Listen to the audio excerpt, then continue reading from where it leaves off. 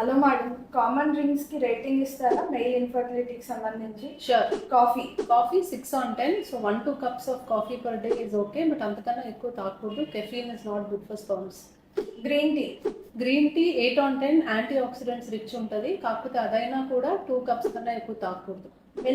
Milk is 6 on 10. Proteins ఉంటుంది, calcium ఉంటుంది, milk కూడా మంచిదే. Soft drinks 2 on 10. అందులో ఎక్సెస్ షుగర్ ఉంటుంది అండ్ అది ఇన్సులిన్ రెసిస్టెన్స్ కాజ్ చేస్తుంది. It's not at all good for your sperm. Energy drinks లో చాలా హై క్వాంటిటీ ఆఫ్ కెఫీన్ ఉంటుంది. 0 on 10 అని చెప్పొచ్చు. Not at all good for sperms.